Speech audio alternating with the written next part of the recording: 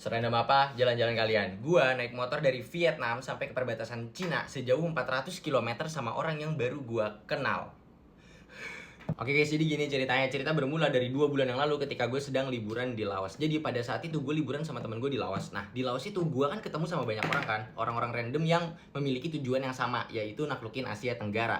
Nah, pada saat itu gue berkenalan sama orang dari Belanda. Yang satu itu namanya Roger, yang satu lagi namanya itu Pepjin. Tapi orang-orang tuh manggil si Pepjin ini tuh Babang. Jadi gue juga pas sebut saja di sini si Pepjin adalah Babang. Jadi Roger dan Babang. Singkat cerita, setelah kita melakukan perkenalan singkat, ngobrol-ngobrol dan main bowling bareng pada saat itu, kita tuh harus pisah. Karena apa? Karena kita memang memiliki tujuan yang sama, yaitu naklukin Asia Tenggara. Tetapi kita memiliki rute yang berbeda. Jadi kalau pada saat itu gue lagi di Laos, gue akan lanjut ke Thailand. Dari Thailand gue akan ke Vietnam dan seterusnya. Nah, kalau si Babang ini mau explore Laos dulu selama 2 minggu. Habis itu kita foto dan kita berpisah. Singkat cerita, setelah kita berpisah kan kita melakukan aktivitas masing-masing dan melanjutkan hidup masing-masing kan. Jadi intinya kita tuh tidak bertegur sapa karena pada saat itu gue belum follow-followan sama Instagram mereka. Jadi waktu itu tuh gue lanjut ke Kamboja, gue lanjut ke Thailand, lalu ke Vietnam. 2 minggu berlalu ketika gue sampai di Vietnam kan gue check in di sebuah hostel. Jadi kenapa gue nginep di hostel? Karena satu, biar murah, dan yang kedua, jadi kan di hostel itu satu kamar bisa ber-8, bisa ber-12. Jadi lebih friendly gitu loh, bisa ketemu banyak teman dari berbelahan dunia manapun.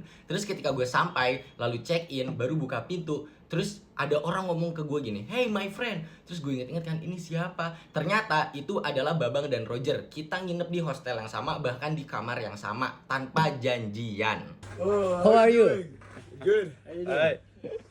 Karena di situ kita sama-sama kaget, akhirnya kita tosan, terus kita ngobrol-ngobrol, lu udah kemana aja, lu udah kesini belum, udah kesana belum, sampai akhirnya kita menghabiskan waktu 3 hari kalau nggak salah di Hanoi. Kita tuh kayak kulineran, kita kenalin makanan Indonesia, terus kita ajak ke museum, ya intinya bener-bener kayak kita menghabiskan waktu di kota Hanoi. Sampai akhirnya si Babang bilang kayak gini, lu kan orang Indonesia, di Indonesia kan banyak sepeda motor kan, lu bisa bawa motor apa enggak? Terus gue bilang, ya bisa lah, masa iya nggak bisa bawa motor? Nah, terus kata mereka itu nggak bisa bawa motor dikarenakan mereka di negara mereka berasal kemana-mana itu naik sepeda, dan mereka tuh umurnya baru 18 tahun. Jadi mereka bahkan nggak punya SIM internasional. Dikarenakan gue dan teman gue mempunyai SIM internasional, jadinya gue iyain kan, emang kenapa kalau gue punya SIM internasional? Terus kata dia, kita jalan-jalan ke pegunungan Hajiang yuk, di sana itu perbatasan Cina antara Vietnam dan Cina.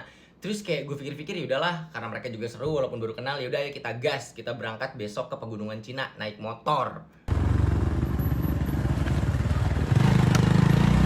Setelah sampai di penyewaan motor, masalah pun tiba. SIM internasional kita hilang dikarenakan, jadi kemarin itu ketika gue jalan-jalan di Asia Tenggara, gue membawa satu daypack dari Indonesia, tas sekolah gue. Tetapi di tengah perjalanan, kita mengganti tas gue itu dikarenakan sudah tidak muat kapasitasnya. Kita ganti dengan sebuah carrier. Nah, tas yang lama kan gak muat dimasukin ke carrier, jadinya kita buang.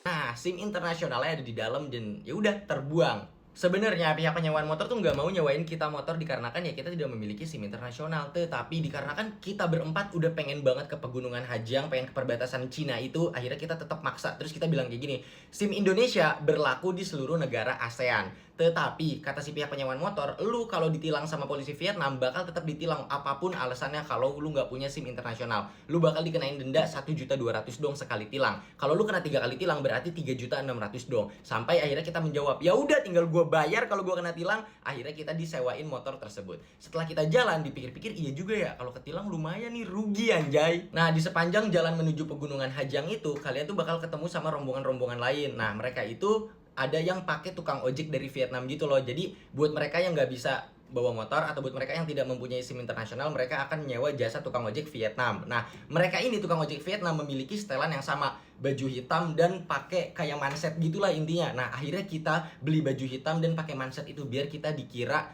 tukang ojek Vietnam yang disebutnya itu easy driver. Jadi biar kita tidak ditilang, kita menyerupai pakaian mereka. Sampai akhirnya kita berhasil menaklukkan pegunungan Hajiang tersebut, kita sampai ke perbatasan Cina dan kita berhasil balik lagi tanpa ditilang.